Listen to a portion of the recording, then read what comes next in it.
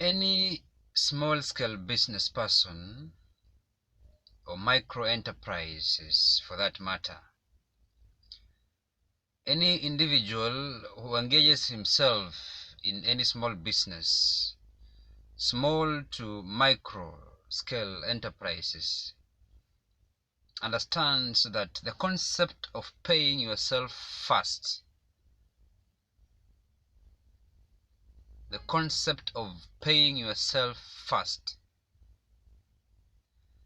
is both difficult to implement and crucial to the growth of the business. Many a times, business people, we try to pay everybody else, pay the suppliers, pay your employees, pay every other person, pay the people from whom you have outsourced some services, but you forget to pay yourself. And at the end of the day, you end up digging into the jar of the business account. You have your own personal needs to cater for. Without paying yourself,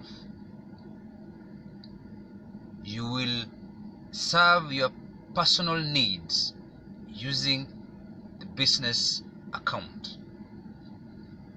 And that is the beginning of an end to most of small-scale businesses. So the concept of paying yourself first is a bit tricky. How do I pay myself yet the business isn't even making enough profits? How do I pay myself and yet the business is yet to pick up? And if I'm to pay myself, how much do I pay myself? How do I gauge what I should pay myself vis-a-vis the growth of the business? Okay. I learned something when I read the book, The Richest Man in Babylon. I love that book. I read it. I reread it. I listened to the audio several times. And the second principle outlined in that book for success, for creating wealth, for creating an empire, be it in business or whatever you want to do, is this: pay yourself at least 10% of what you earn. Whatever amount comes in as profit from your business, pay yourself at least 10% of that money. Now, the issue is not just paying yourself. It doesn't end there. After paying yourself, wealth doesn't just come because you've paid yourself. Nah. You have to understand that after paying yourself, what you've paid yourself is what you will use for growth, is what you will use for personal needs. Meaning, the 10%, the 15%, the 20%, the 30%, whatever you're paying yourself, a part of it should always go into investments, should always be put in places or in platforms that will create channels for more money coming into your pockets.